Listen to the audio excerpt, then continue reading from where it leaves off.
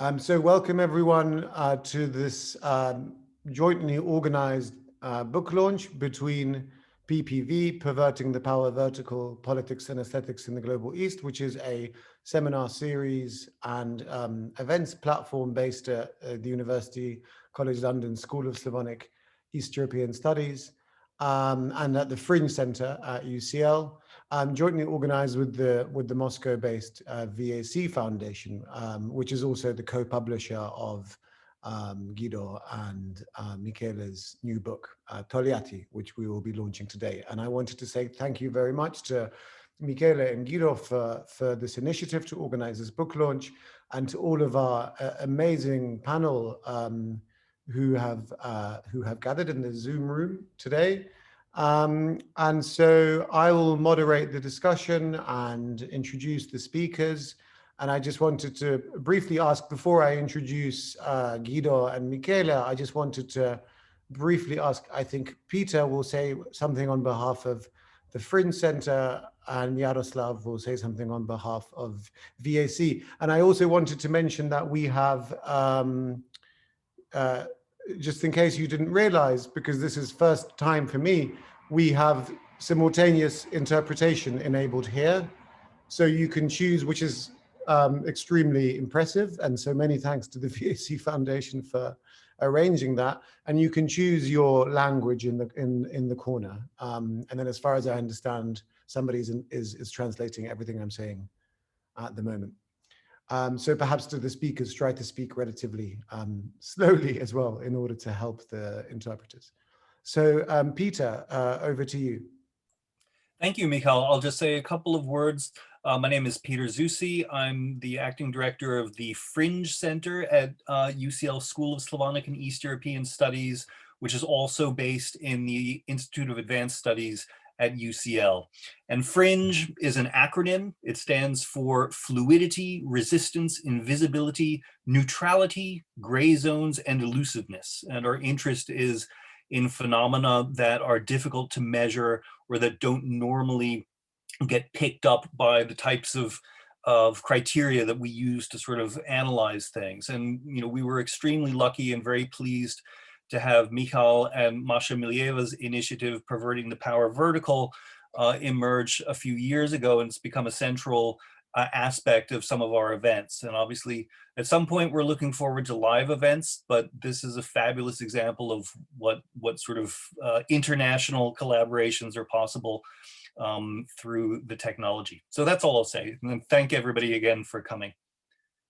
Thank you. And I think Yaroslav will say something now on, Yaroslav is curator of exhibitions and urban integration programs at the VAC Foundation in Moscow. Dear friends, I am also very happy to welcome you all today. Думаю, что мне стоит сказать несколько слов о том, что из себя представляет наша институция. Это фонд поддержки развития. So it's a foundation that supports the development of contemporary culture. It was created in 2009, and over the past 5 years, we have been working on creating a new institution in the center of the city of Moscow, and we consciously chose the format that is called House of Culture. And that is why for us it is extremely important to rethink. В российском, постсоветском и глобальном контексте нам важны те измерения смыслов, которые эта институциональная рамка вносит в городское пространство. Нам важно, как Дом культуры понимался и может быть понят сегодня в качестве публичного пространства, в качестве городской архитектурной достопримечательности или доминанты пространства.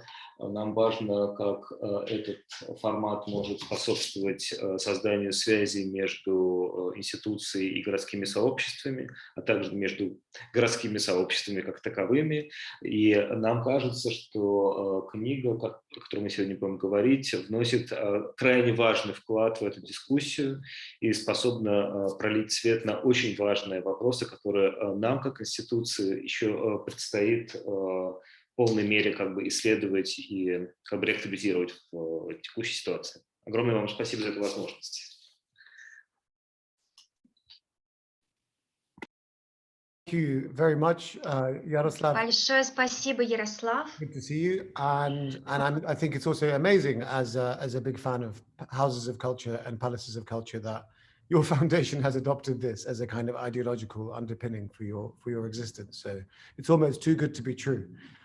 So I'll hand over now to Guido and Michele, the authors of this book. Michele is a photographer, and Guido is a writer and an urban anthropologist and an urban geographer. I suppose you're based at the geography department at the university. I'm a geographer and planner, I would say, by background, not an anthropologist. Okay. Well, we're all interdisciplinary. Okay. Over to you, Guido, and Okay. present the book. Thank you very much for Thank you, Michele. I guess I'll start. First of all, yeah, I wish to thank the organizers and all the panelists for devoting their time to this event. Thank you very much, really. About Tolyatti, I'd start by saying that we regard this book not as a complete project, but as the first step of a larger project. And as such, the reflections that we shared are in progress, are preliminary, I would say. The idea of a project centered on landscape photography, so partly artistic, partly scholarly research-based, came to us for the first time a few years ago when photo books about the architecture and built environment of actual existing socialism, if I can say so, started becoming popular. And at the same time, the first critical takes on this subject appeared both in the scientific and popular literature. So looking at these photo books, at many of these photo books, what we noticed was, at first we noticed the absence of actual people in many of these photo books. Then we came to the conclusion that there was an even deeper and broader disconnection between people and the built environment. So people are not as necessarily absent, but the social spatial dialectic is missing in most of these visual representations. So we started thinking about how to develop a visual project which might actually show this dialectic. This led us, I'd say, almost naturally to two questions that are connected to the social spatial dialectic issue, and which are major questions in the history of the socialist city and socialist architecture, and in post-socialist studies in general. Namely, first, the issue of the specific and peculiar characteristics of the socialist city, what made it peculiar and distinctive in regard to for instance, the 20th century capitalist city. Second, the ways in which these specificities, which are embodied in the built environment, have survived the transformations of the last 30 years and formal and functional capitalism-induced transformation, let's say. So the ways in which these characteristics have been preserved or transformed in formal or functional terms. This led us to Tolyatti, I would say. We were not planning to have a case study, but we planned to start from a fully planned settlement where many of these characteristics are rather evident.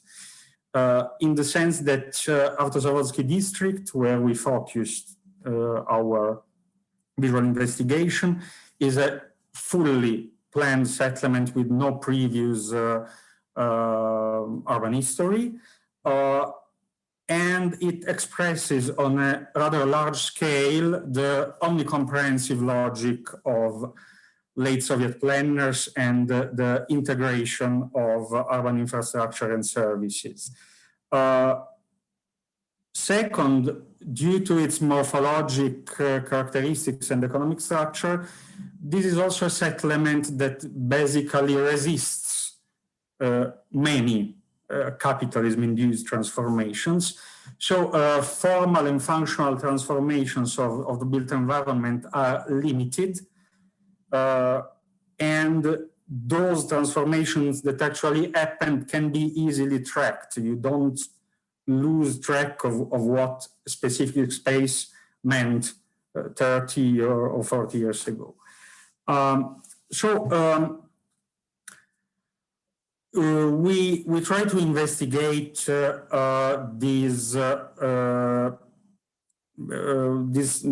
observe this settlement from the point of view of the dialectic between the built environment and people. So we looked at different scales, panoramic versus ground scale, the monumental scale and the scale of micro social interaction and everyday life, outdoor facades and indoor social function of buildings, and so on. Clearly, this also led to a reflection, a self-critical reflection on the manipulative power of photography.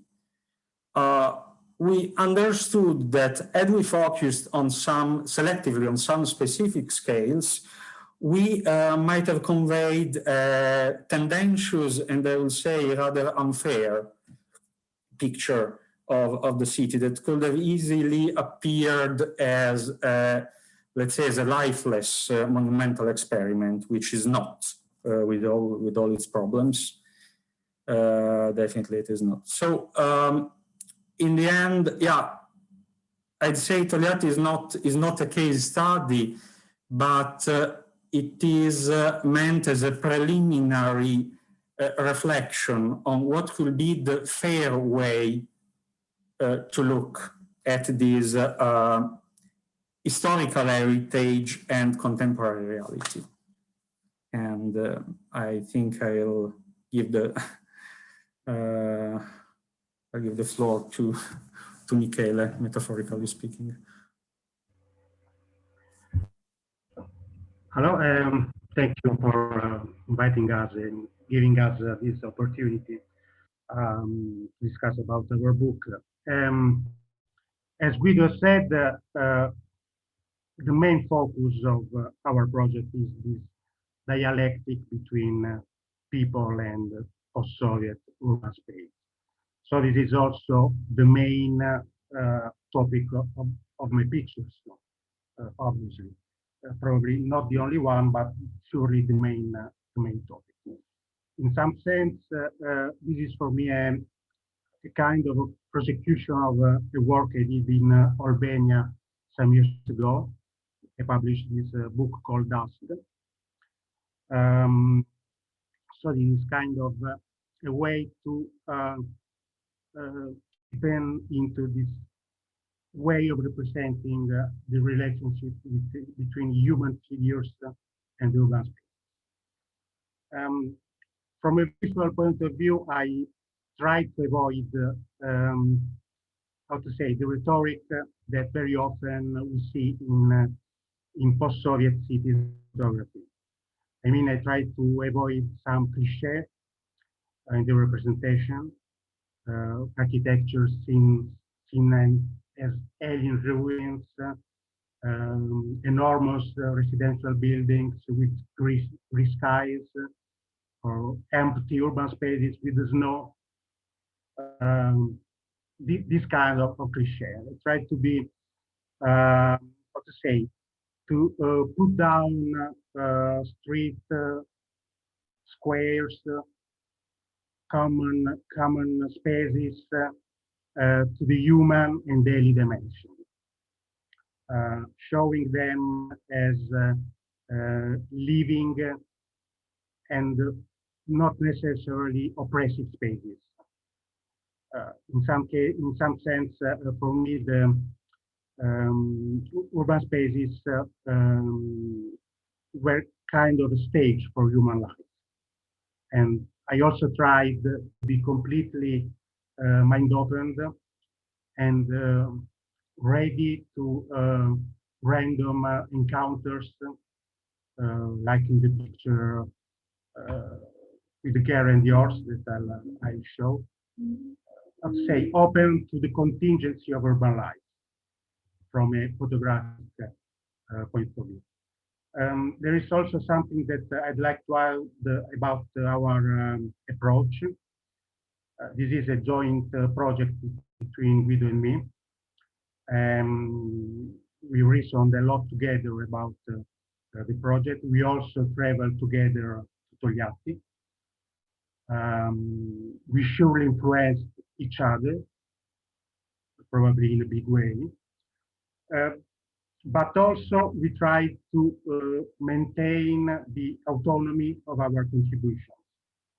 I think this is something that characterizes our project and in some sense originates an hybrid book.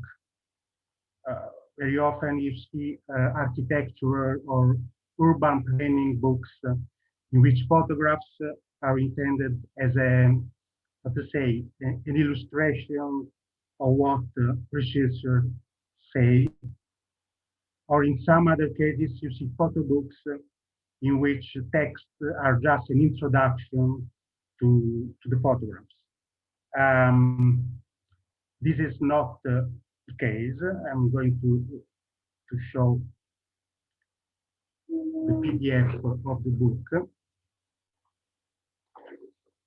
And can you see the PDF? You can see, maybe if you can make it full screen, that might be Yeah. helpful. Возможно, можно было бы на весь экран развернуть. Okay. We talked with Ricardo Núñez, with the designer of this book, about the form to give this book.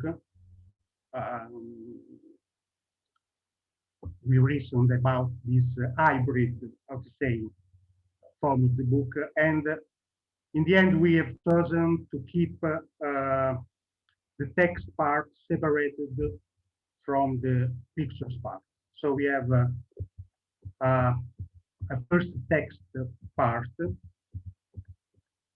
Sorry, we should see the double spread.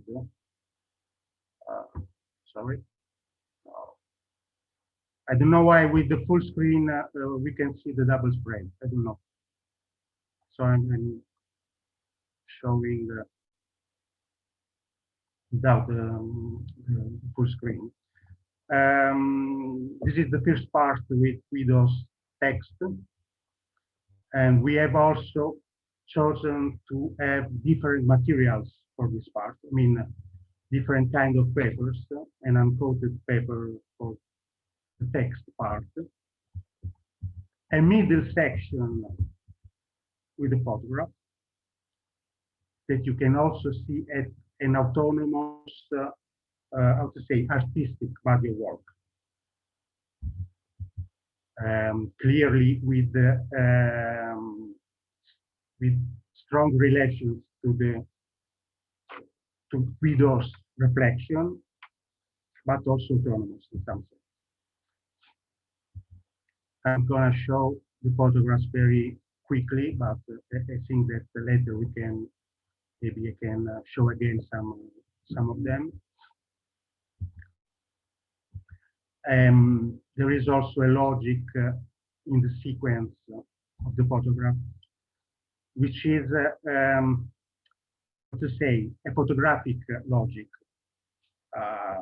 We've talked a lot with Ricardo about it.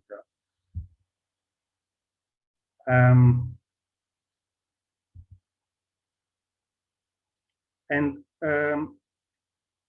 also we tried to show the inner life of the building, of the architectures, of the these great architectures that you very often see just from the outside. And I also think that this is maybe an original, I don't know, point of this work. And also I'd like to say another thing about the cliché of the representation. We have chosen to show Togliatti in a spring light. Actually, I think that today is 3 years from when we went to Togliatti. We went to Togliatti for the first time. This is also, I think, a very important point, because you don't see very often these cities with this kind of light, this kind of skies, with the green vegetation. These are subtle elements that influence the way we represent the urban space, and also we interpret it. So I think this is a very important point of view.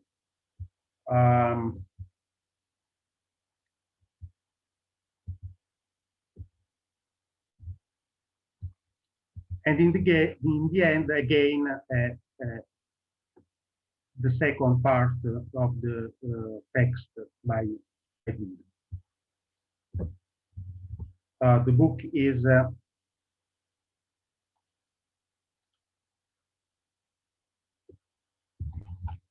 small size book, actually.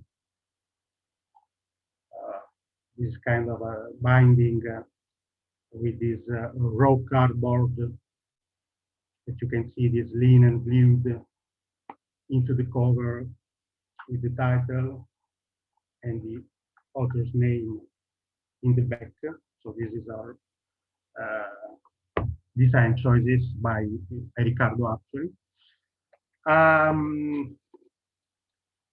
Okay, I think this is a very brief introduction to the book and to the photographs. So I think we can go on maybe to the discussion. Thank you, Guido and Michele. That's great, and it's wonderful to hear some of the ideas behind the book. And it's interesting to hear that you wanted that the sort of spring, the idea behind showing Togliatti in the spring is also very intriguing. But let's move on now to our respondents, who will talk about the thoughts that this wonderful book, this wonderful photographs and Guido's texts provoked in them.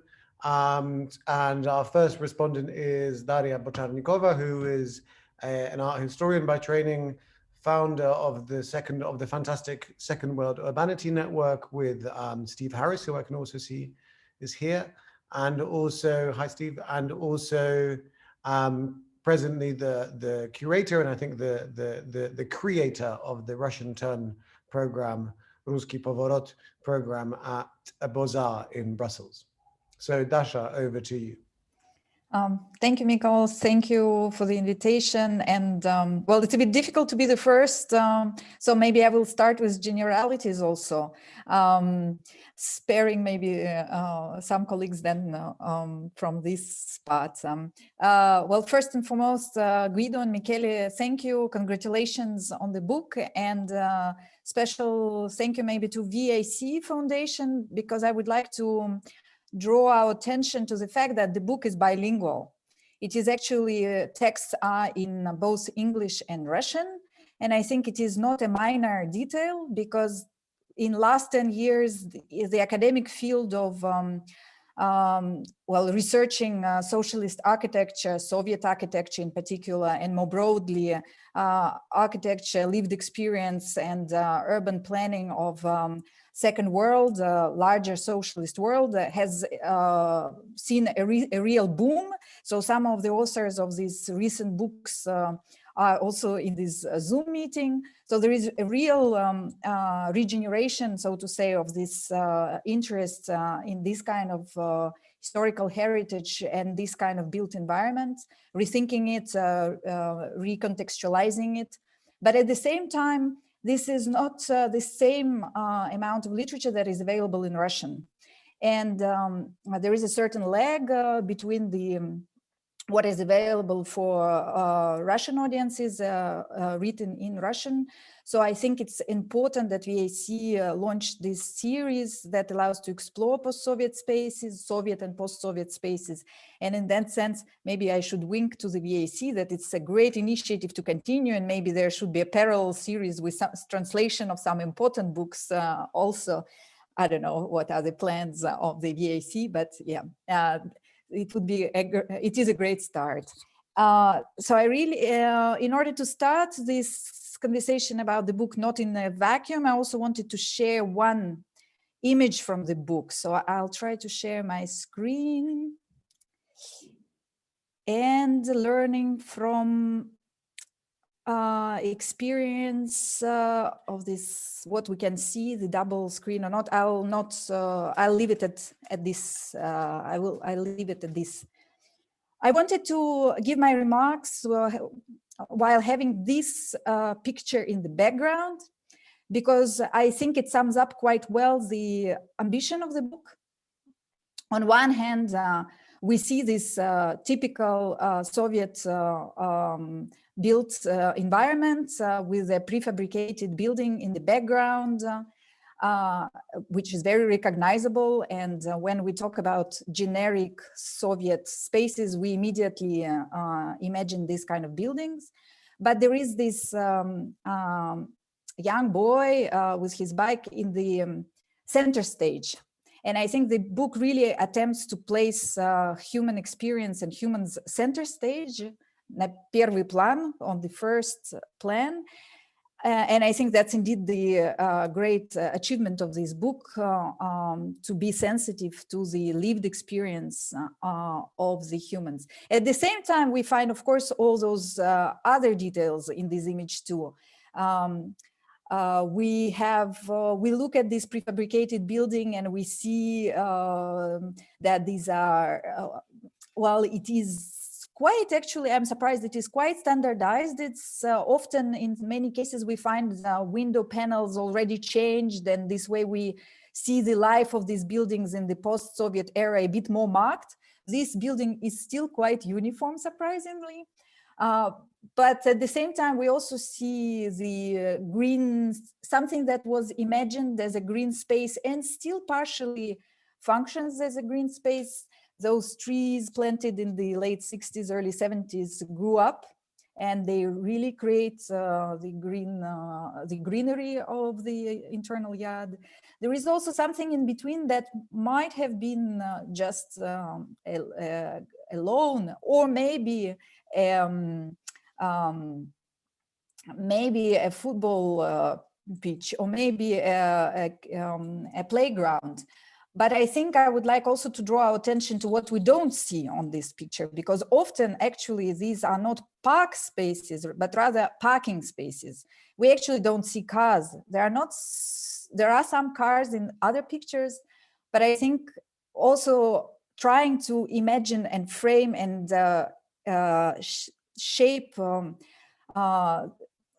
imagery of this book in certain way, it also focuses our attention on certain actors and human or non-human, present or not present in these spaces. So I really wanted also to draw our attention to this little detail.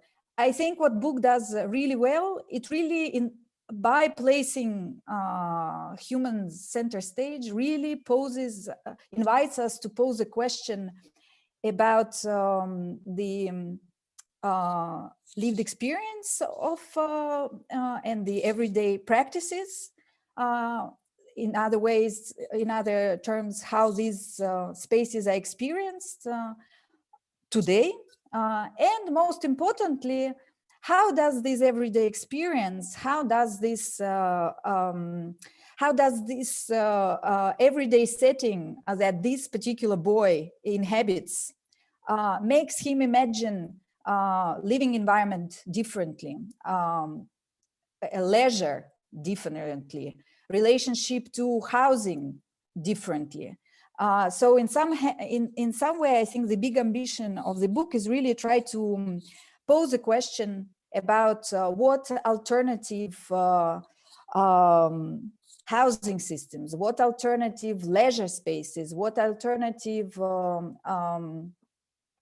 public spaces can we imagine when we inhabit spaces like this, that maybe have lost some of the functions initially imagined by the architects, maybe have transformed, maybe they're a bit shabbier than they were 40, 50 years ago. Like we look at this field and yes, maybe it's not that well maintained, but yet there is this space that calls for questioning how we can use it and how other spaces could be conceived.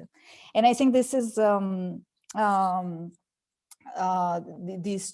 strengths of the book to force the viewer, the reader, to pose this question about futures of our spaces or alternative spaces that we could construct or we could inhabit. And that's why I like this picture in particular, because of course the kid or the figure of a young boy kind of forces us to think about the futures, also the futures of Soviet heritage, not only as a subject for a narrow circle of researchers that I personally also belong to and will continue probably have interest in, but also as futures for this particular person growing up, thinking about the futures of societies that inherited these infrastructures and this built environment that allows to question or imagine different futures. So I would really leave it at this very general level, and we were instructed to try to keep it short, so I prefer to pass then the floor to other respondents and join the conversation later. Wonderful. Thank you very much, Daria, for a very hope-filled and thoughtful presentation. So I'm just looking at the order, and I think the next person on by the way, this order is quite arbitrary. I think it's on the basis of who confirmed the email first. So Dasha, you were first. And the second person in the running order is Anna Shevchenko. Anna, if you're ready. Anna is an architect, an architectural researcher, a critic, and a journalist who's written for Kol Taru, Afisha Daily, the Calder Journal, and also an artist who contributed a wonderful piece to the Zaryadiological exhibition at the Museum of Architecture in Moscow in 2018, called Putin в каждой плитке. So Anna, over to you. Yeah, I have two more specific comments on the text, and they both from Moscow perspective. The first is about inequality of the space. As Guido writes about the segregation that happened in post-Soviet cities, Russian cities, which was mainly about inserting like new high-rise housing in the existing urban structure or developing it outside the city. In Moscow, we have, in addition to this kind of segregation, we have recent благоустройство that Michele studied very well here. It's a major innovation project about widening the pedestrian ways, replacing all pavements, and basically making everything nice and shiny. And segregation, I mean, not in the sense of creating a ghetto outside of the center, we should be not very accurate to say, but segregation that is more about the widening of the already existed spatial inequality, in the sense that the residents living in the center of Moscow had already been privileged even before the renovation, in terms of better public transport, nicer housing, and so on and so on. Because Stalinist era tended to create one environment for its bureaucracy of high rank and professionals, and a completely different environment for just workers. Also, Moscow historically has a circle structure, and today it also adds to the spatial inequality because all points of attraction are gathered around the historical center.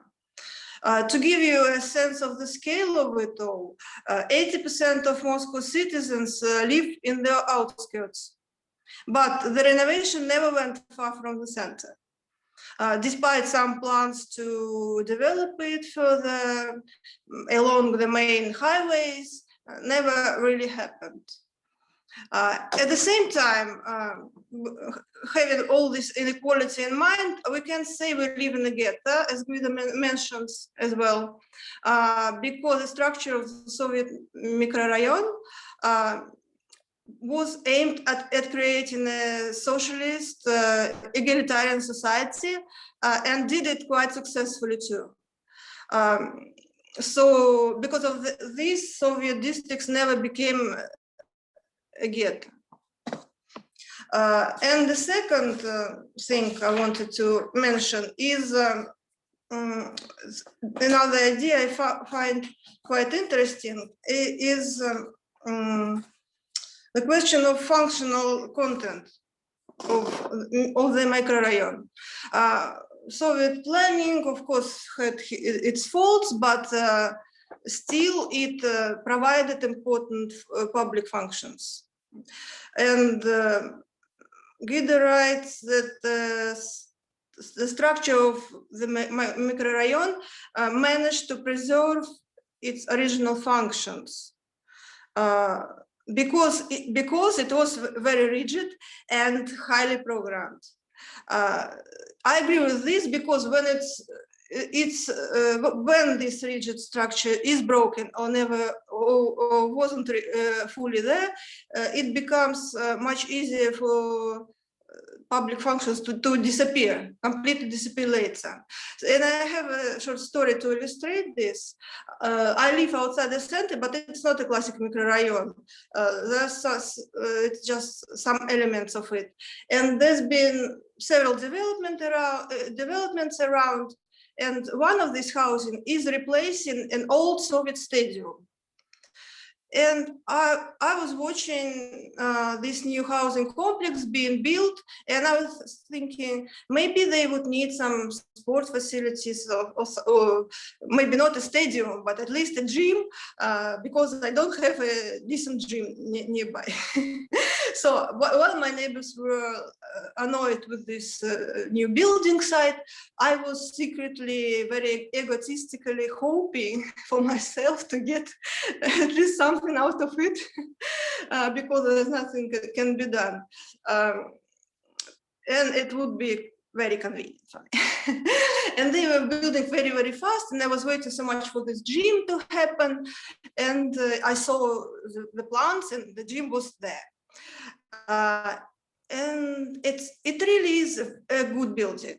It really is a good building. It was designed by the most prominent young architects of Moscow, Budka. They did very good job on the landscape. It's all very cool looking. And they even built a gym in the end. But there is a but. It's bloody expensive. I don't think I can ever afford it because it's the most expensive chain of fitness clubs of Moscow. So, of course, I thought about gentrification, I know about it, but still there was a little hope that maybe it brings something, some kind of modern facilities into the area that can be useful for local residents in the end, but it's not how it works apparently. So I still admire the architecture as I walk around, but what you get as a citizen is gated housing, no stadium anymore, and a very expensive gym. And it's not the fault of the architects, because there's very little architects can do about functions these days. So I quite liked the notion in the book that if there was a distinctive mikroraion structure around, maybe it would be much harder to insert something in the, or get rid of the stadium, maybe. The structure itself might act as a preservation system. So yes.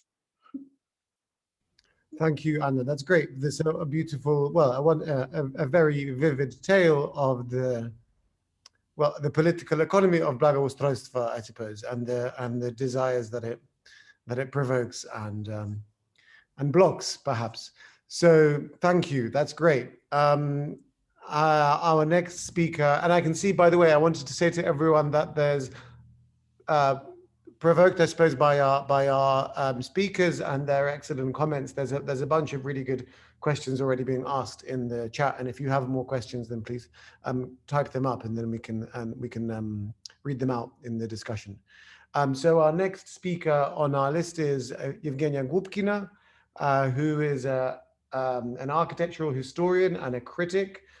She's the co-founder of the NGO Urban Forms Movement and the avant-garde women's movement Modernistki, which has already published a huge diversity of materials and is going from strength to strength. So Evgenia, thank you for joining us, and over to you.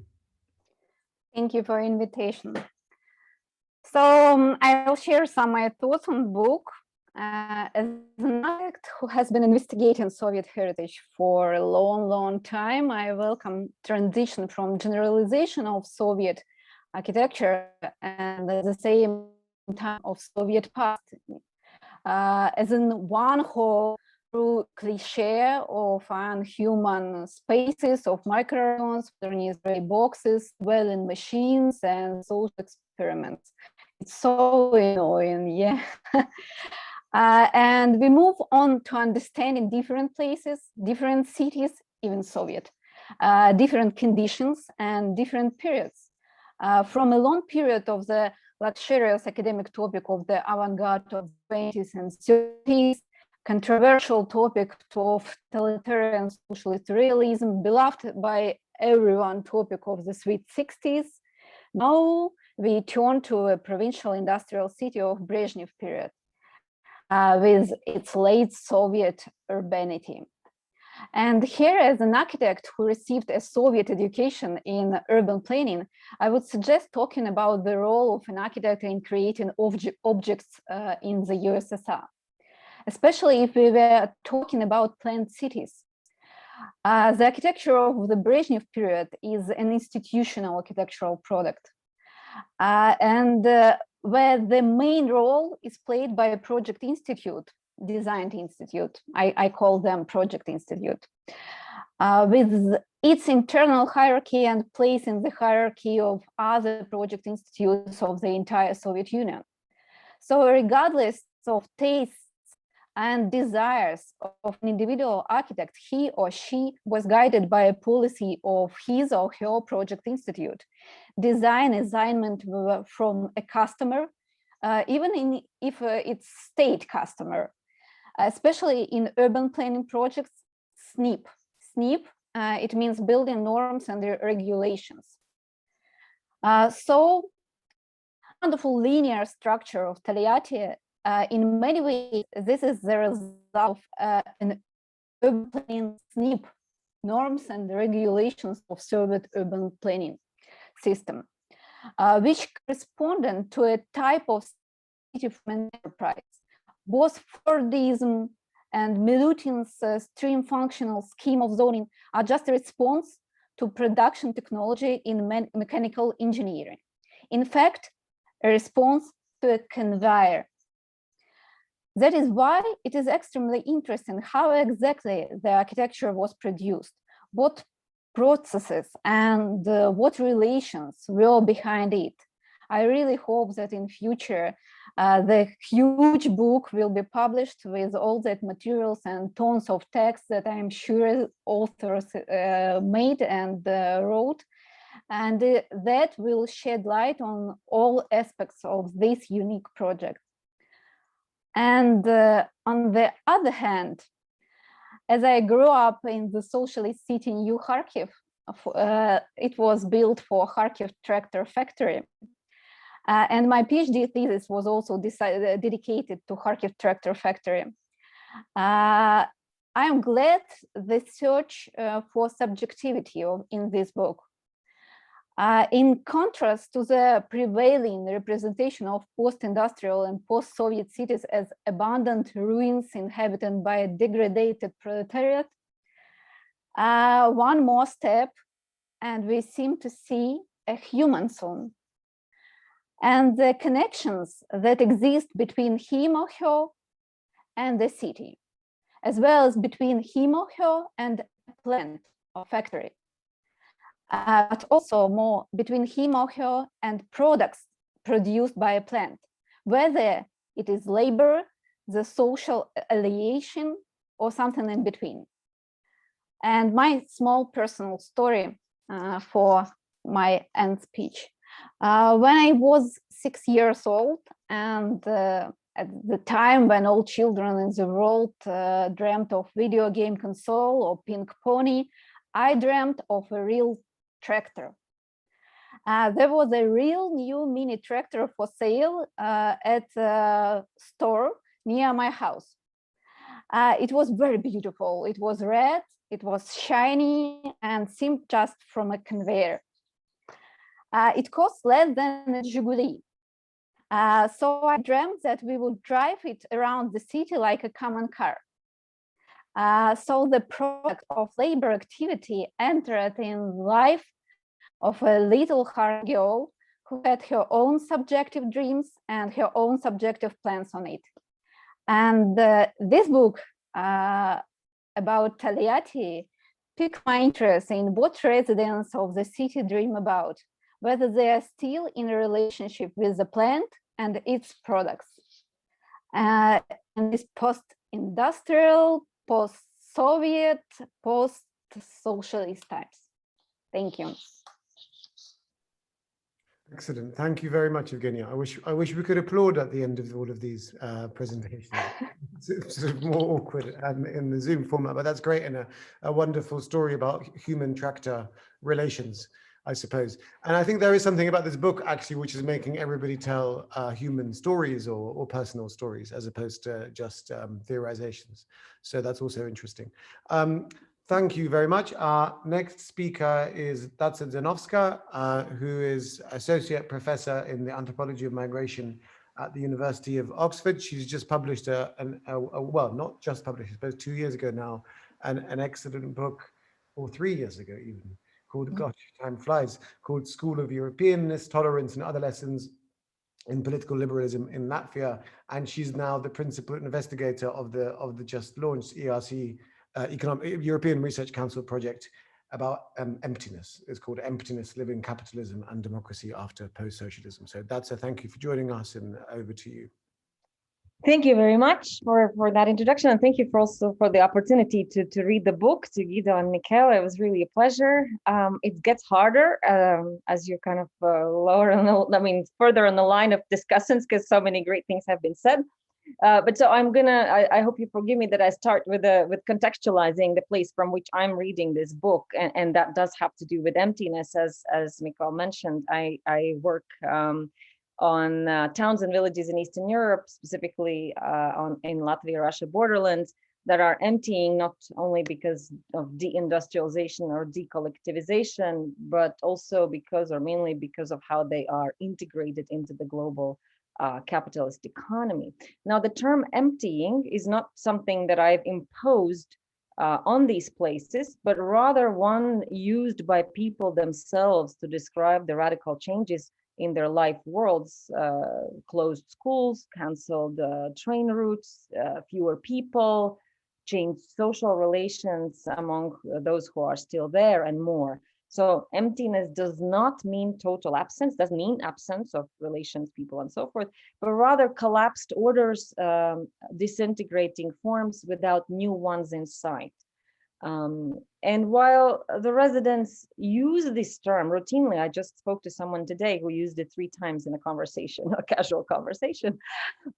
They're also aware of and despise consumption on aestheticization of emptiness by observers. So photographers taking pictures of abandoned buildings and journalists producing news stories about decaying villages. Some are ashamed of their surroundings. They think, why are they showing these bad places of our village? They could, take a picture of the one nice place. Some are indignant about the selected focus of such news stories, and some simply don't care about representations. Of course, there are also those because they have more pressing issues.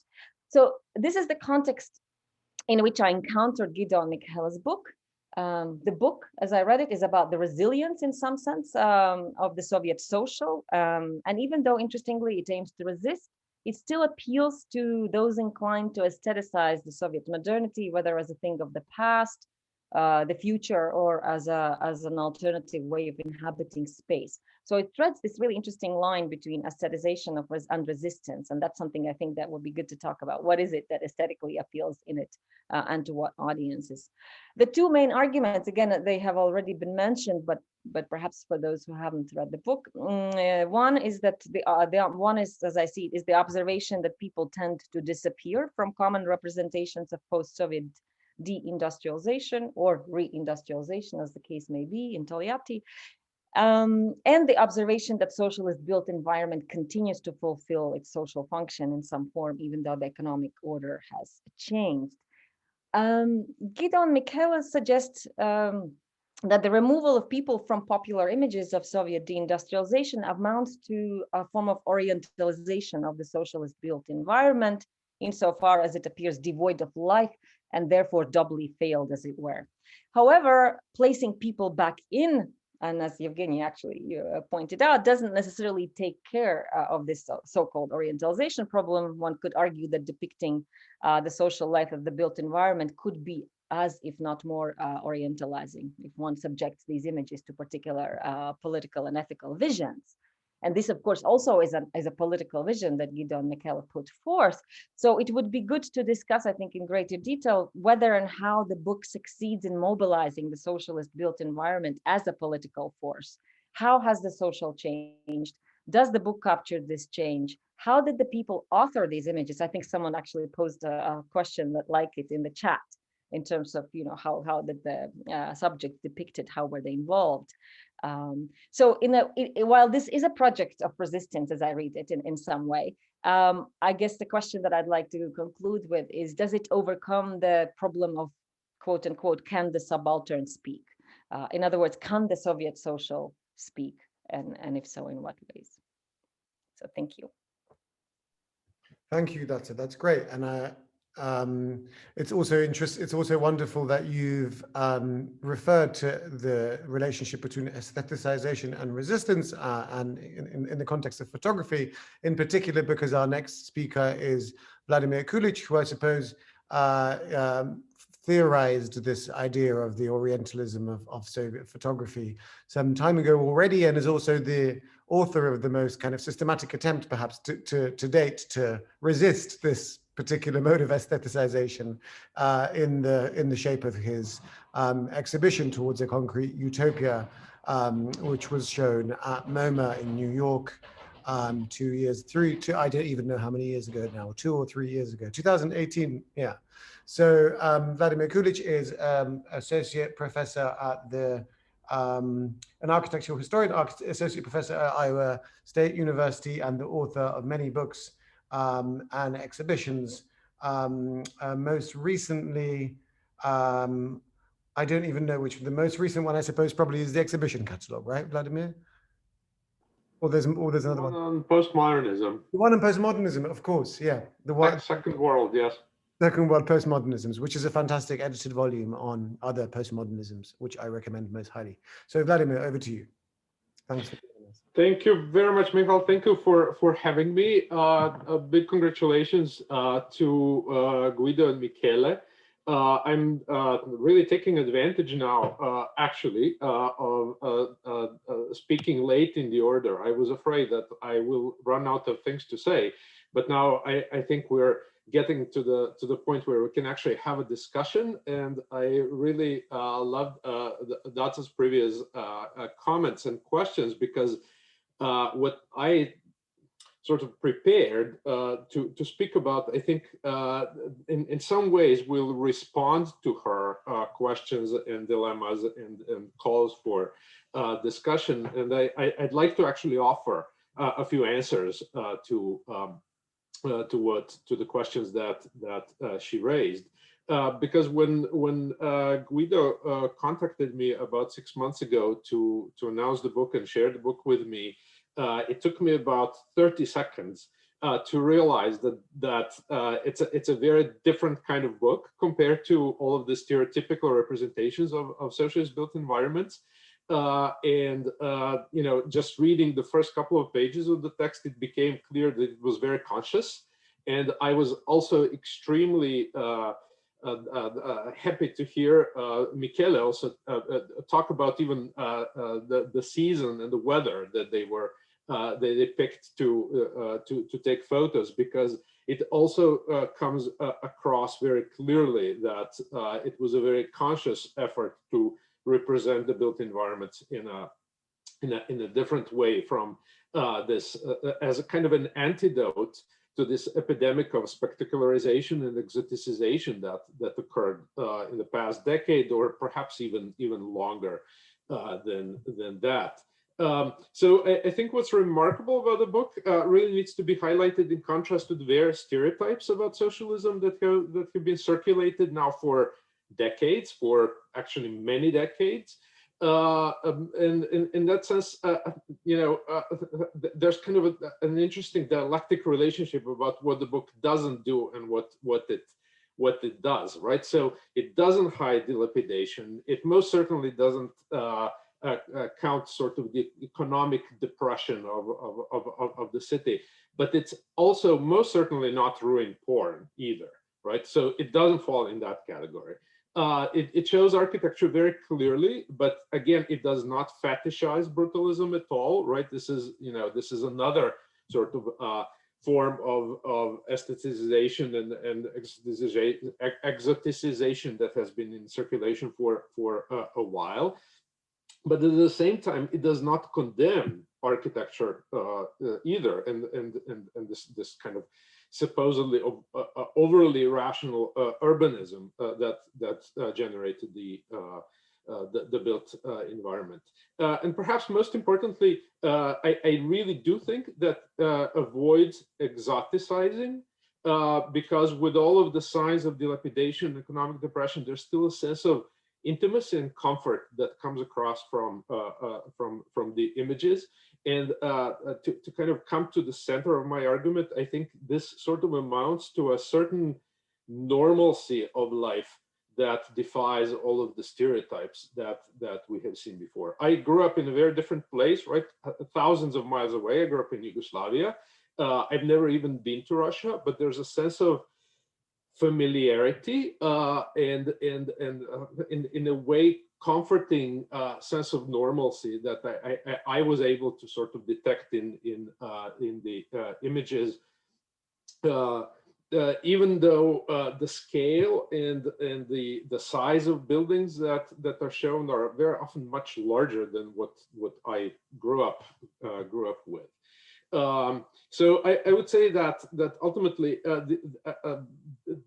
the architectural photography in the book is most certainly architectural photography, but a very specific kind that does not quite celebrate architecture as isolated objects, but as you know, it has been pointed out already many times today, allows them to become a part of life.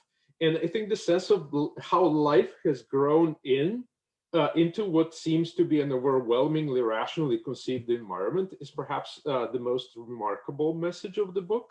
I think in that sense, it's interesting to compare Tolyatti to other large-scale, much more famous high modern cities like Chandigarh, where this life sort of evolved against architecture, right? Where slums developed, etc. We actually don't see any of that in Tolyatti, right? Somehow this rational framework did become sort of lived in and more comfortable, but not degraded and built against, right? And the vital connection between life and architecture appears to have survived to some degree. And this might be my outsider's view, right? Where I might read what I want to read in these images, but that's what I think the images communicate to me, at least quite effectively. And I want to say that I hope that it won't sound crass if I say that the city of Tolyatti that we see in the book appears perhaps slightly shabby, but somehow perfectly comfortable, almost like a pair of well-worn shoes that have been very unfashionable for a long time, but they've been unfashionable for so long that have become interesting again, right? There's that kind of dimension as well. So in that sense, I'd like to bring up 2 points that actually Michele made in his book about the Palace of Culture in Warsaw, about the still socialist architecture, right? I think that Tolyatti is in many ways another example of the built environment that is very much still socialist. And related to that, his requalification of some of socialist architecture as success rather than universal failure, as it is often described. And I'm going to stop here, and hopefully we'll have further discussion. So again, congratulations on the fantastic book. Thank you, Vladimir. That's fantastic, and also excellent practice for citing the chair in your talk. That's always a good idea. Always. Thank you. And well, we still so one further speaker before we open our discussion up. I can see there's a bunch of excellent comments, so we'll try to get the people who made those comments to ask their questions themselves verbally. But well, our final speaker is Yaroslav Alyoshin, who I've already introduced as a curator and head of urban integration programs at the V-A-C Foundation in Moscow, based in Moscow. So I wonder whether your perspective will be a Moscow perspective. Well, I suppose you're not from Yaroslav, right? You're from Yaroslav, so maybe you will have another perspective. But over to you. Ну, в первую очередь я бы, конечно. Wow. So first and foremost, I am not sure I could be representing Moscow because I wasn't born in Moscow, actually, and it would be wrong to say anything like this. So for this discussion, if you allow, I will now briefly talk about Kirill Glushenkov's project. Unfortunately, Kirill wasn't able to join the discussion today, but it was my idea to invite him to this discussion. And so I think that what he did in his artistic project about Ulyanovsk is really relevant to the context of our discussion. So first and foremost, it was really important to me in this book that this idea about Soviet architectural legacy is continuing its utopian work, even though the context ideologically and historically has changed.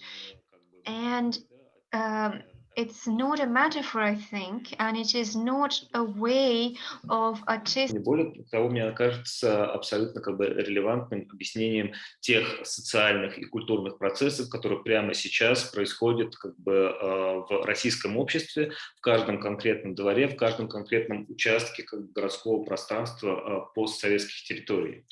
Дело в том, что и мне в этой связи важна мысль например, такого известного советского философа, как Ивальд Ильенков, да, который прочитывал марксистское наследие через Спинозу, да, как многие, кто прочитывал это наследие во второй половине 20 века, и настаивал на тождестве категорий мышления и протяжения, и пространства, и связывал этот тезис с практиками культурно-исторической психологии, с практиками школы Выгодского, в частности. Таким образом, с практиками непосредственно социализации людей, которые жили в этой архитектурной среде. Социализации, инкультурации, строительства коллективных связей и коллективного опыта, который обладал в силу организации этого пространства абсолютно, ну не скажу уникальным, но абсолютно характерным, да, абсолютно своеобычным характером. Сегодня, когда мы видим процесс, который происходит с постсоветским городом, мы должны понять, что в целом город советский и архитектура советская, да, всегда существовала в таком парадоксальном режиме. Кстати, мне кажется, что Михал в своей книге также пытается показать эту двойственную диалектическую природу, да, советской архитектуры. Она всегда существовала в формате выставки. То есть советский город – это всегда выставка, это то, чем он хочет казаться в большей степени, чем то, чем он является в действительности.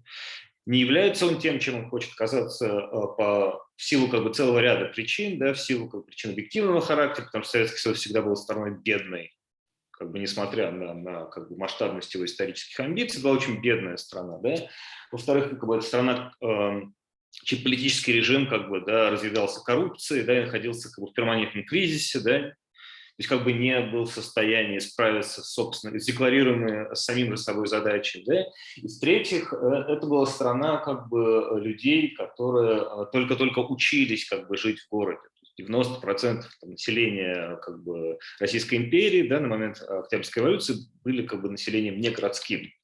Поэтому те процессы, которые происходят, в частности, в Тольятти, да, в послевоенный период, да, это процесс первичной урбанизации. Это когда эта конструктивистская утопия, да, в которой по-прежнему стоит задача создания нового человека, хотя и в такой смягченной, да, несколько форме, сталкивается с реальностью чрезвычайной бедности и полного отсутствия городских привычек, да, городского типа поведения, мышления у тех людей, которые эти дома населяют. И результатом этого столкновения, в общем-то, и становится крушение Советского Союза, да, которое начинается вовсе не сверху, да, оно начинается снизу, начинается в трещинах, в провалах, в каких-то слепых зонах этих советских городов, да, и Тольятти – это очень важный пример такого рода, где возникают банды, где возникает теневая экономика, где из-за провалов и неспособности государственного аппарата полностью контролировать эту систему, которая производит реальных людей и реальные отношения, да. То есть это просто конструкторская, да, такая проблема, да, возникают отношения и люди, которые становятся могильщиками самой этой системы.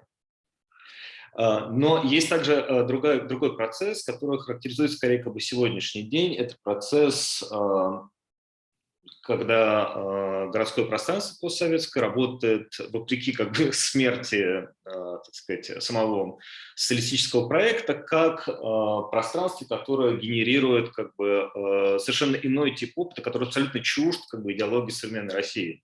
Потому что в чем состоит городская идеология современной России? Там, где было общее пространство, там, где был общий двор, мы ставим забор. Потому что это не может быть больше нашим здоровым. Чужие машины не могут заехать на эту территорию, чтобы здесь парковаться. Школа – это, кстати, очень важно, да, потому что школьные территории с детскими площадками, с футбольными полями, с какими-то воркаут зонами, это также были площадки общей коллективной жизни района, они так и проектировали. Да, сегодня они обнесены заборами. То есть это огораживание, да, это процесс реальной дезинтеграции общественной. То То есть люди, как бы, чье фактическое существование друг рядом с другом постоянно их толкает к тому, чтобы делать что-то вместе, да, к каким-то коллективным практикам, постоянно противопоставляются друг другу, сталкиваются как бы лбами, да, особенно проект реновации, конечно, в этой логике работает, да, как мы понимаем, в Москве вот, в нескольких районах города число домов, которые подлежат сносу, исчисляется сотнями. И на месте пятиэтажных домов должны возникнуть 40-этажные дома. И это как бы огромный удар не только там по инфраструктуре, это удар не только как бы по материальным интересам людей, которые сейчас живут в этих домах, это удар по коллективной памяти, это удар по как бы способности людей к мобилизации, удар по способности людей к тому, чтобы действовать как коллектив. Да, потому что эти связи будут формироваться, если они вообще будут формироваться, как бы целыми десятилетиями. То есть одно дело, как бы, да, пятиэтажный дом, в который как бы заселяют людей вот там по какой-то программе городской, и они там через полгода уже все знают друг друга по имени, да, встречаются в этих зеленых дворах. Другое дело 40-этажный дом, где люди, в общем-то, не встречаются друг с другом даже в лифтах. Но что мне кажется важно в связи с публикацией? Мне кажется, что здесь для нас очень важен вот этот элемент взгляда со стороны. Для постсоветского как бы контекста. Я сам просто как куратор, да, мы вот с коллегами в одном из московских районов, который называется Крылатское, который был образцово-показательным районом середины 80-х, социалистическим районом середины 80-х, делали интересный как бы социальный проект в рамках нашей стратегии взаимодействия с сообществом. Мы как бы общались с жителями этого района и пытались выяснить, каковы как бы их общее впечатление и переживания, и сюжеты коллективной памяти. Оказалось, что главным таким сюжетом для жителей Крылатского является визит в этот район Маргарет Тэтчер, который состоялся в 1987 году. Вот. И он стал, конечно, потрясающим как бы событием для нескольких тысяч человек, которые там в тот момент жили. В магазинах появились продукты, произошло какое-то окончательное благоустройство, потому что район был только что построен, всех поразила как бы демократичная манера как бы Тэтчер общаться с простым народом, в общем, все остались большим впечатлением, а потом как бы тэтчеризм пришел как бы непосредственно в район Крылатского, потом наступили 90-е, и несмотря на то, что как бы продукты в магазине появились, да, как бы люди уже не чувствовали себя как бы тем коллективом. Мы просто смогли поговорить об этом, это была очень интересная история, потому что как раз в тот момент в Москву приезжала американская художница Сьюзен Лейси, да, одна из пионерок community-based art, с первоначальной целью исследовать городскую среду и как бы комьюнити городские, а мы подумали, что было бы правильно сделать американскую художницу инструментом как бы самосознания этих комьюнити, предложили ей выполнить роль вот этой как бы зарубежной гости, фактически Маргарет Тэтчер. Мы провели как бы ренектмент этой экскурсии для жителей района вместе со Сьюзен Лейси по как бы району Крылатское и поговорили друг с другом и с прохожими о том, что как бы изменилось за эти 30 с лишним лет, и у многих были очень интересные наблюдения, потому что все те как бы объекты, которые посетила Тэтчер, они все находятся на прежних местах. Да? Супермаркет остался супермаркетом, сквер остался сквером, дома остались домами, и единственное, как бы, да, что сегодня вторгается вот в эту как бы вот в эту модель как бы производства человека, это точечная застройка, это как бы эрозия как бы коллективных публичных пространств, которые постоянно происходят в Москве. И я думаю, что книга о Тольятти – это, конечно, книга не только о Тольятти, это книга о каждом постсоветском городе, и способ посмотреть на нее, который был предложен авторами, это очень важный способ, который позволяет немножечко возвыситься над как бы рутинным опытом постсоветского человека и посмотреть на как бы общую картину как на процесс производства утопии. Утопия, которая по-прежнему нас окружает и которая может быть реактивирована нашими коллективными усилиями, если мы найдем способ вновь собрать этот распавшийся пазл. Большое спасибо. Thank you, Yaroslav. That's fantastic. And it's interesting, I mean, Да, спасибо, это очень интересно. your comparison between, well, your turning of Susan Lacey into Margaret Thatcher is a fascinating idea. But what's interesting here too is this creation of ideologies, this thing that you said about the disappearance of sense of collectivity or of a sense of ideology, and its replacement by the Zabor, right? This Maxim Trudolyubov's book, The Людей за Забором, does a good job of analyzing this phenomenon of the Zabor, which is a post-Soviet, post-socialist phenomenon rather than just a Russian one, and then its replacement by what? And I suppose there is an ideology, actually. It's the ideology, there is an official government ideology of public space in Russia, and it's called Komfortnaya Gorodskaya Sreda.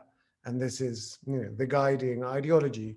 But other ideologies are needed, and I suppose it's good. It's also very encouraging that the V-A-C Foundation is so, with, you know, people like you working in it is actively taking part in this process of creating these more collective or subversive ideologies. So I mean, there's so much has been said. I think maybe it's a good idea now to just ask some of the people who've asked their questions to ask their questions out loud.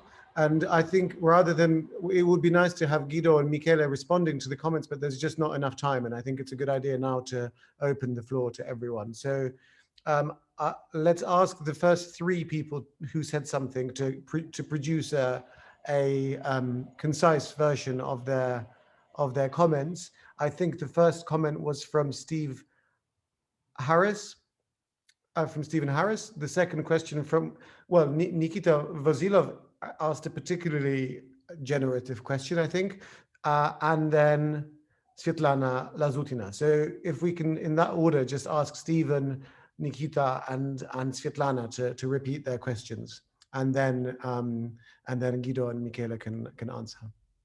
Sure. So I'll just ask the question really quickly. I'm kind of interested in learning more about what your interactions were with the people that you actually did photograph, both those maybe that you had a chance to talk to about the project, but I'm almost more interested in what it was like to take photographs of people who were sort of caught unawares, and if, you know, what their reactions were to that. I just, on a personal note, I always find it really difficult to take photographs of public spaces that I find interesting when there are people there, because I'm afraid of how people might react if I suddenly start taking photographs, especially of their homes. And so I just wanted to hear more about those kinds of interactions because of how you're bringing people into these spaces. Thanks. Thanks, Stephen. And if Nikita is still there, I don't know if you wanna ask something too, or make a comment.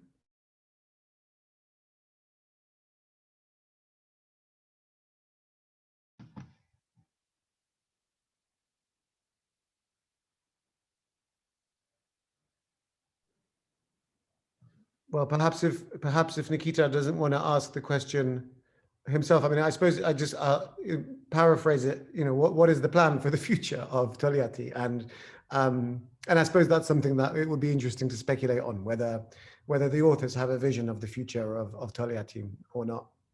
And the next question is from Svetlana. Are you there, Svetlana Lazutina?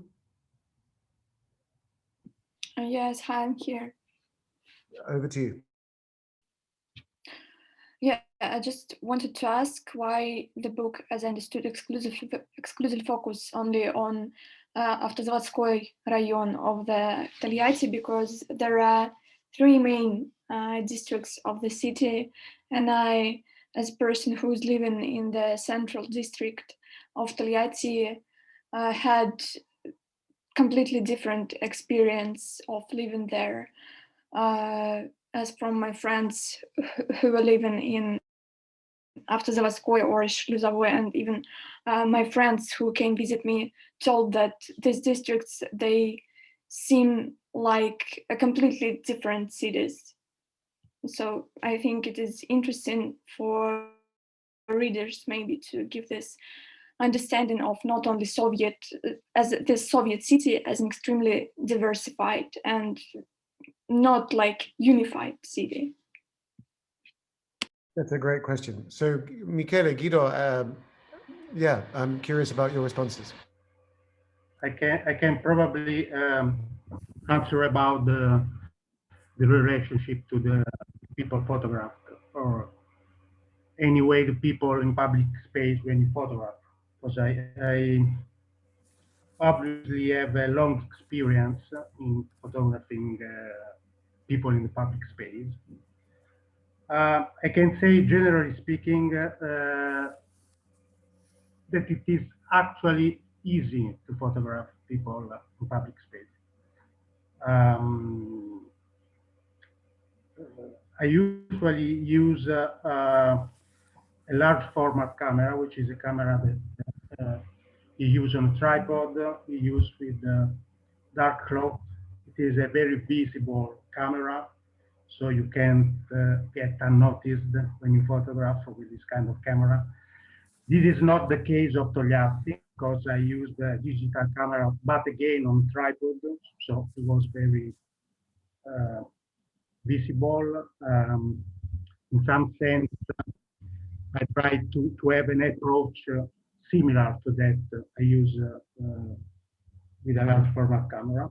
So you put on the tripod, you put the camera on the tripod, you start the framing of the picture, you wait for something happening. So it is a very slow kind of photographing, and it also implies, I think, a way in which you stand in the public space that in some sense puts you in the same level of the other people. I mean, you become someone else using the public space. I think this is a very important point of view, because I never try to hide my camera, never try to hide myself. Actually, in the case of Tolyatti, I can say that, generally speaking, people were unconcerned about what I was doing, which is a bit strange, because very often someone asks, just for curiosity also, what are you doing? Because why are you photographing this space, this place, which is not very interesting, apparently. This is what very often they say to me. But not in the case of Tolyatti. I don't say, I don't know if this is a specificity of Tolyatti, of people in Tolyatti. I can say that.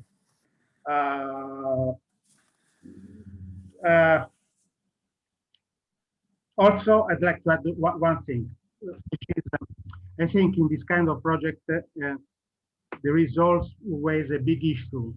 It is the way that you look at the city is perceived by the local communities.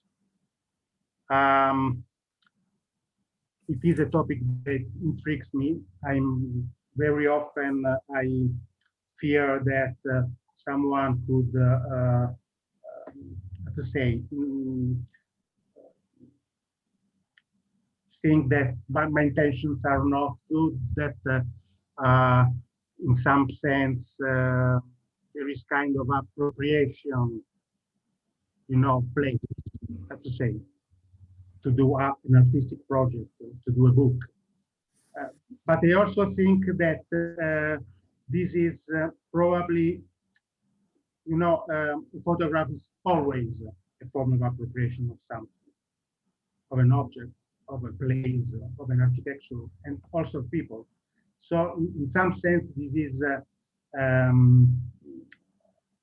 it is, I would say, a necessary thing. It is a problem that you can't avoid. But what I try to do is to be, how to say, to be sympathetic with the place, with the people in the place. Probably I don't photograph if I don't feel this way, if I don't feel sympathetic in some way. And I never try to judge what I'm looking for, what I'm looking at, but just to, let's say, yes, to put myself in front of things and places, and to try to be guided by my visual instinct, by my sensibility. This is great. What I try to do. Thank you, Michele. And interesting that the people didn't seem to have too much of an issue with the photographs, because I've experienced all sorts of reactions in my time. But Guido, how about you? how would you respond to the question of the future or the raiony, the particular districts? I'm not sure I have a vision. I mean, talking about the second question, yes? Nikita's question. Yes, yeah. Do you have a vision for the future of the city? I'm not sure I have a vision, because the rigidity of the settlement actually is, I mean, it is a relevant factor. I can say that the representatives of the city administration that we talked to were keen to, I mean, emphasize very much development, I mean, tourism development on the Volga River, which is a very impressive scenery, but I do not have a vision of a post-Fordist Tolyatti. One interesting thing, however, is that the people that we were in contact with and that helped a lot in Tolyatti, were related to the Museum of Contemporary Art. They were very determined with regard to the idea of actually increasing awareness of the modernist architectural and planning heritage of the city, something that should be also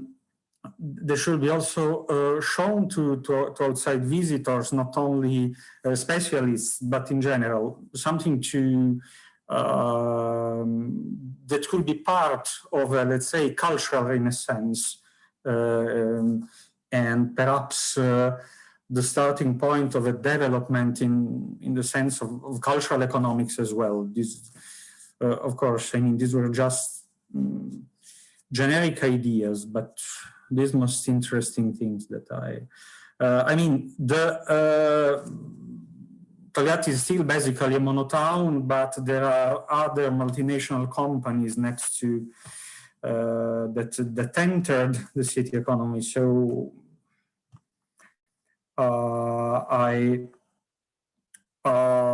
it's either the factory or some sort of tertiary economic, I would say. But yeah, very difficult to predict the future, to have a clear idea of. But how about the question of the Avtozavodskoye as opposed to Centralny Rayon or Śluzowy Rayon? How come you focused on Avtozavodskoye? Well, I mean, there are practical, there were practical constraints in terms of time constraints. We had specific connections that made it easy for us to focus on Avtozavodskoye Rayon. But I mean, we were aware, we became even more aware of this when we were there, that the three districts of the city have a sort of separate. And we wanted to focus on the motor town because, I mean, of course, the whole city is basically planned, but Auto-Zavodski is a late Soviet settlement with the characteristics of integrated infrastructural development that basically seem to us the correct starting point of observation for our project. Certainly, we are planning to visit Tolyatti again in the future. We promise to have dissemination events about the books, by the way. And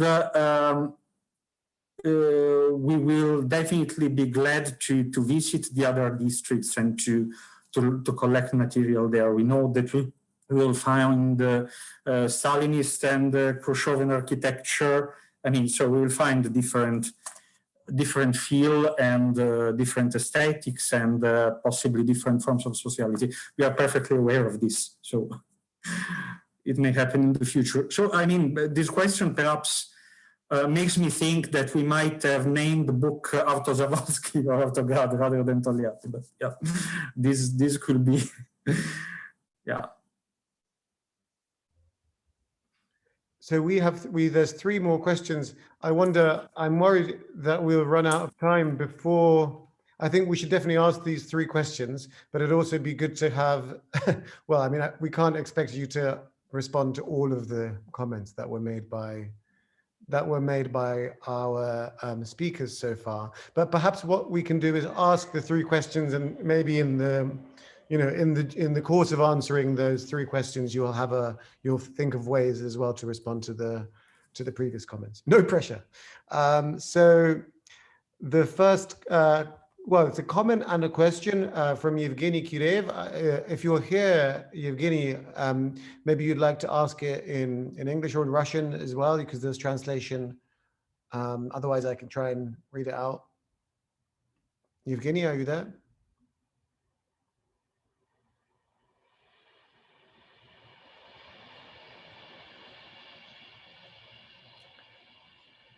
He says he can't talk. Okay, well, I'll try and read this out. W 7 kwartale Автозаводском районе у некоторых домов типа китайская. In the 7 districts of the Автозаводский, Встречались необычные объекты, своего рода бассейны, расположенные на улице недалеко от подъездов. С 1992 года я ни разу не видел их и в рабочем состоянии. Обычно там складывалась дождевая вода и мусор. Позже эти бассейны начали засыпать землей. Возможно, кто-то из вас знает, чем могли являться эти объекты. Спасибо. So have you ever seen these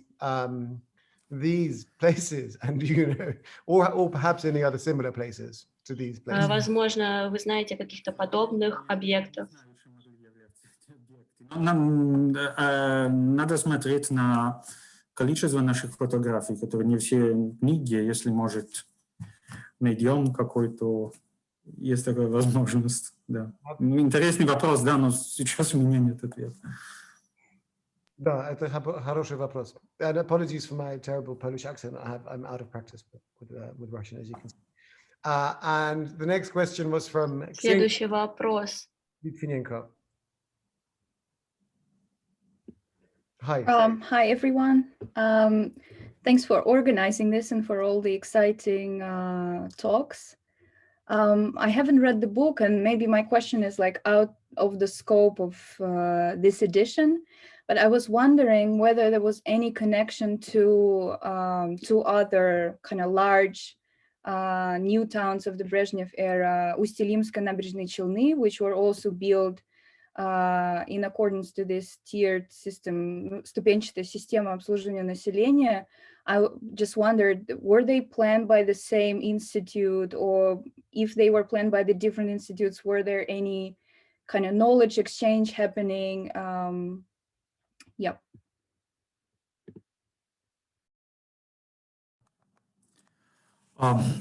Also in this regard, my answer will not be fully satisfactory, but certainly these are towns that belong to the same generation. And to my knowledge, there were connection between the planning of at least of Tolyatti and Naberezhny Chelny, but I should go deeper because I didn't actually investigate that much these connections, but there should be actually, as I remember. We regard these cities that I mean, they be regarded as part of a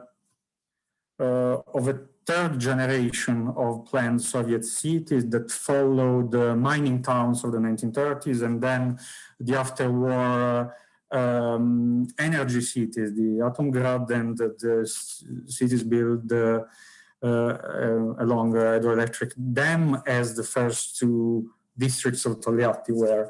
So, but beside this historical connection, there is clearly a functional connection, and it seemed to me that there were, let's say,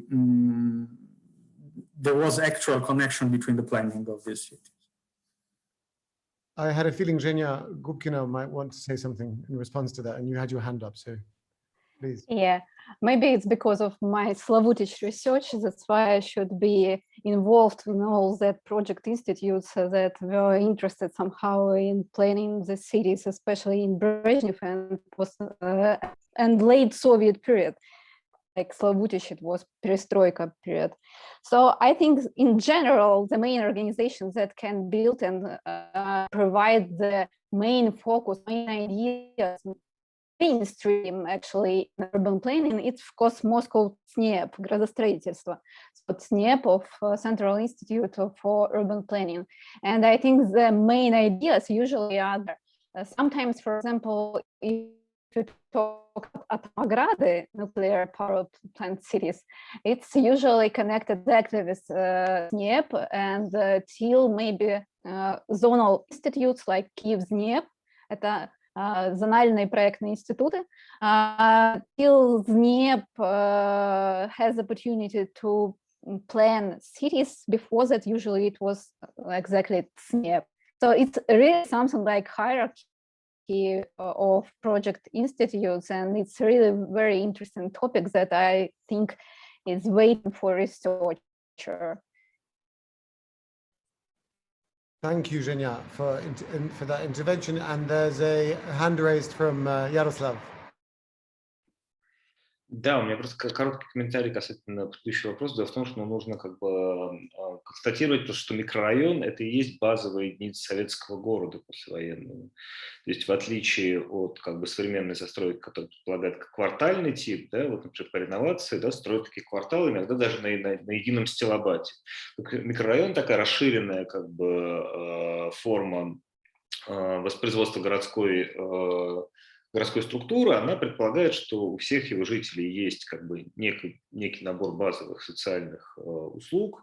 Туда встроена библиотека, определенное количество любых площадей социально-культурно-бытового назначения, да, там, магазинов, поликлиник и всего прочего. Это, кстати, интересная история, потому что когда строили дома вне вот микрорайонной застройки, так появился, например, музей, которым я руководил долгое время, музей Сидурова. Например, ведомственные дома, когда возводились в Москве, да, необходимо было к ним достроить еще как бы определенное количество метров в логике соцкультбыта. И это было как раз для московских архитекторов такое отдушное своего рода, потому что позволяло какие-то типовой проект реализовывать. А так, в принципе, микрорайон – это абсолютно как бы стандартная как бы история для всех постсоветских городов второй половины, начиная с хрущевских времен, грубо говоря. Thank you, Yaroslav. And I mean, really, there's one question left, and it's a nicely general question from the chat. And after, maybe we can use this question from Oleg Golubchikov, who maybe we can use this question as a sort of bridge into a kind of open discussion as well. We have about 10-15 minutes left for a more open discussion.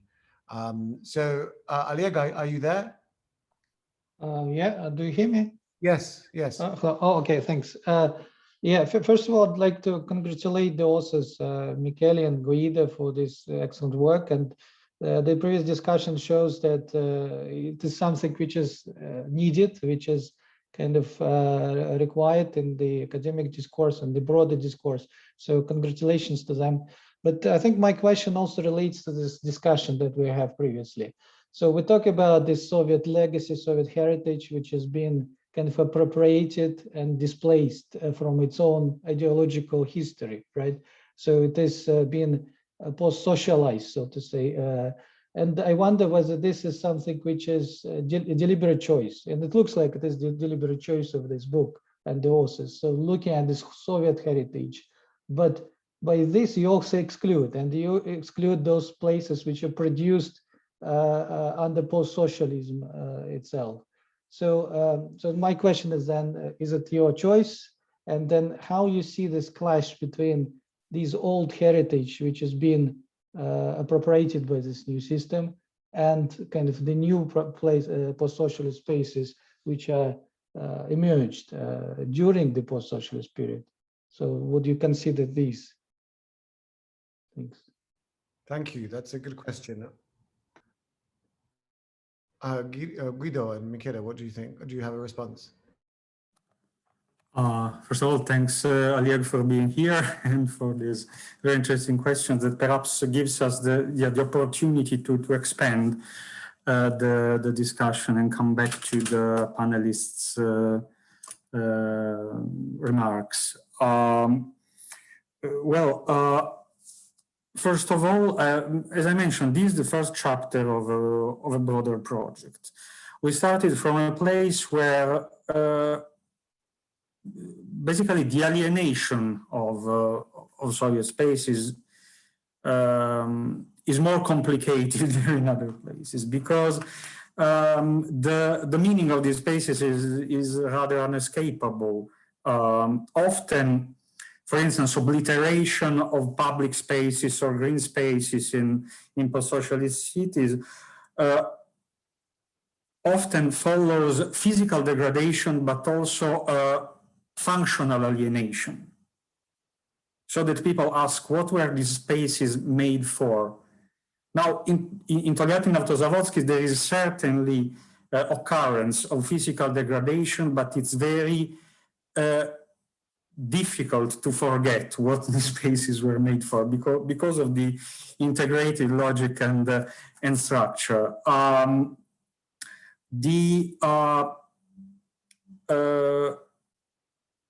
to say, the hybridization with the capitalist logic does exist in Tolyatti, but it's rather limited. And okay, we took pictures of movie theaters that were turned into churches, but I mean, it's all very limited. And in the end, I'd borrow from a term from Owen Etterly about Soviet mikroraiony. Auto-Zanovska is basically ungentrifiable in a certain regard. It's a morphologic structure, it's the structure of the economy, but I mean, several reasons, but so we have a very limited form of hybridization. Clearly, the brand new post-Soviet space is not that visible as in other cities, and we will certainly be willing to investigate these different kinds of spaces in other cities in Russia and the former Soviet Union in the next stages of our project.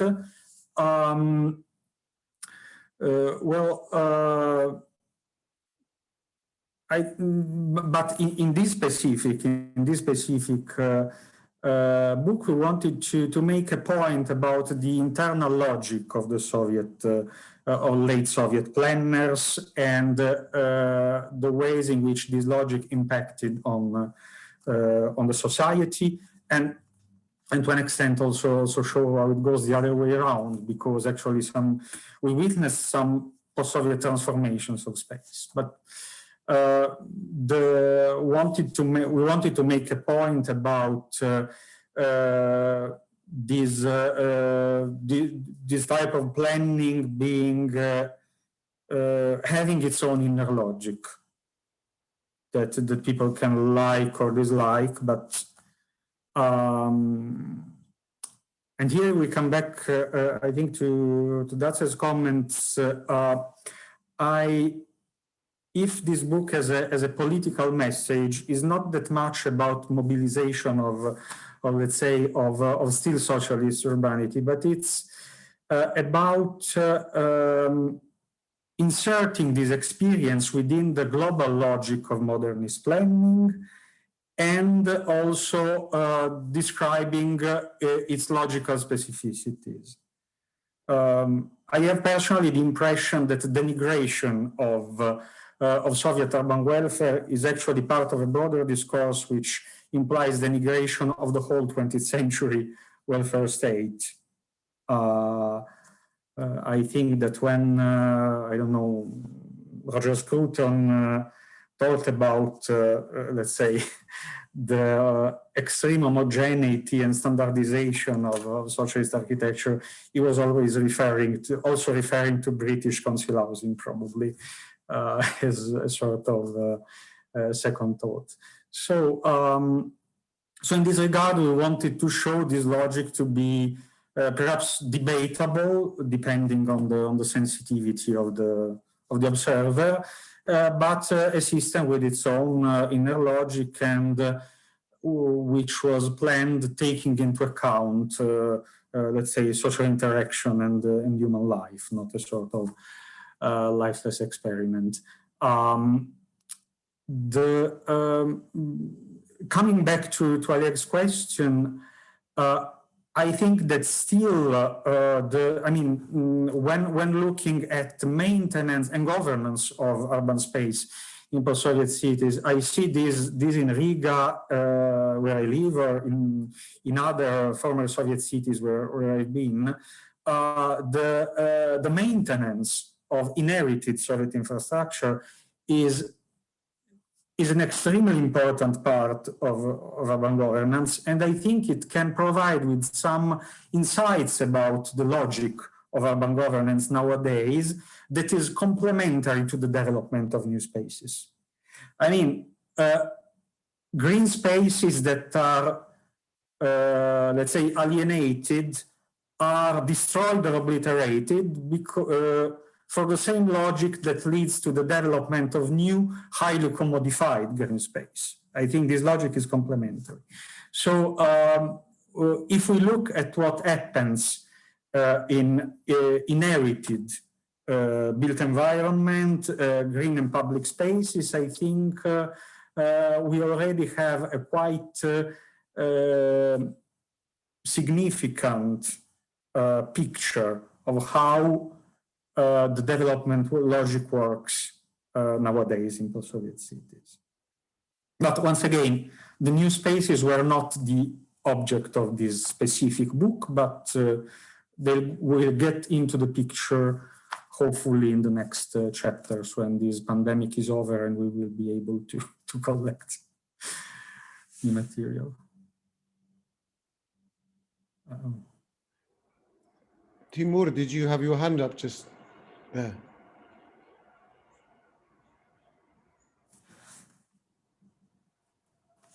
I thought I saw somebody in the audience. I thought I saw Timur putting his hand up, but maybe that was my imagination.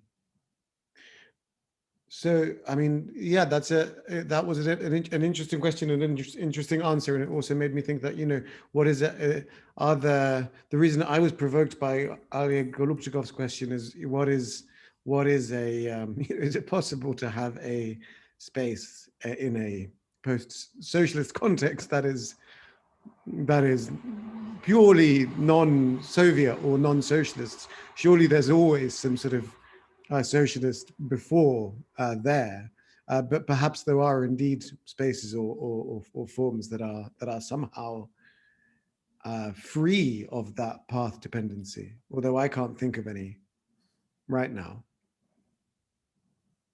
Maybe somebody else can, or maybe there's some more responses from or questions from anybody in the panel or in the audience. They are fully planned post-1991 cities. I mean, I haven't been to Astana, but... Right. Yeah. Fair enough. Yeah, that's a good example. But of course, you could have new spaces in cities with the Soviet heritage. Definitely, you have them. I mean, you have to look for them, but you have them. So they coexist in a sort of hybrid logic with the inherited built environment, and this is something more complicated to investigate through the visual through photography, but we will try to focus on cities that have a more fragmented heritage, more radical functional transformations, and probably also brand new spaces, as Oleg said. Pure, clean post-socialist spaces. But this is what Yaroslav was saying in his comments, that all of these in almost every country in the actually existing socialist world. Almost all of these cities, almost all of these countries were agrarian countries before the war, agrarian majority countries. And in almost every instance, it was socialism which made these places urban. I think probably with the possible exception of the Czech part of Czechoslovakia, and maybe somewhere else as well. So yeah, so that makes it all the harder to find non-socialist urban spaces. So do you have an agenda for the next books? Do you have already a list of the series of books that you plan to make? Well, we were certainly planning to focus on cities that are very different from Tolyatti, that have also pre-Soviet urban heritage, and on cities that are perhaps more globalized and have a more significant share of investment in the built environment, which clearly can lead at the same time to renovation, but also to privatization and functional transformations. More in general, we think that after this self-critical reflection about the manipulative power of photography, we'd like to go deeper in that regard also, trying to deconstruct the, let's say, rhetorical tools that can, in a way, manipulate the reality of this interaction between people and the built environment. So it will be a self-critical work, first of all, and we choose rather different locations. Dasha. Yeah, just maybe a quick then question to bound both from, I think, very important questions that Datsun and Vlada asked, underlining the power of this book to shed this heritage, so to say, and these practices in this different light, but different light that I think we are all happy to see.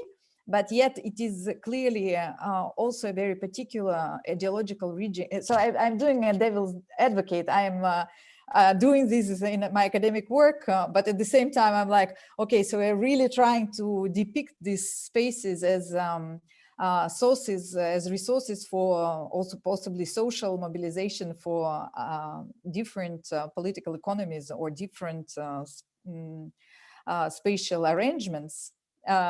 But then the question would be, so if this book or next books are also some kind of tools of agitprop, if we could imagine, if to continue working in these emic terms, can we then indeed think of this series as a series of agitprop books and then maybe clarify or use this in order to be clear also kind of what social projects or what project of what kind of political economy and what aesthetics, maybe even broader, comes with it.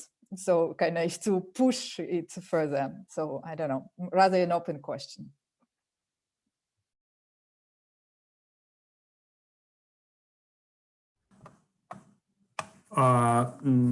Personally, I've never been very good at agitprop, but I think that in a certain way, if it can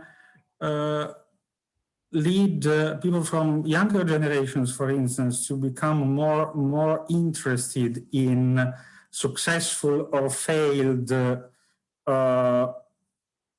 alternatives to the models of development that we are seeing nowadays, I think it's an interesting process. And okay, I studied the former Soviet Union, former socialist world, but of course there are several experiences in the 20th century that are perhaps less radical in transformative sense, but they still are very different from the logic that dominates nowadays. So this is just part of probably this might be a way to interest people in this kind of possible alternatives that were not necessarily successful, of course. I think that sounds very optimistic and hopeful and positive, and it's probably unethical to ask the participants to stay for longer than 2 hours. So I think this is probably the time to finish, although I'm always keen to carry on talking for hours and hours and hours. So unless there's any final comments, or if somebody wants to make a closing observation, feel free to do so, but I think it's a good time to finish. And thank you once again to Guido and Michele for your book and for joining us. And thank you to all the panelists for your excellent and interesting and personal and touching stories, and we will and analyses, and we will put up the recording soon. And I suppose we'll have to discuss with Sergei and Yaroslav how best to where to put up the recording. But we will let you know soon via the Facebook event and the registration link. So thank you. Bye bye. Thanks everybody once more. Goodbye. Thank you. Thank you.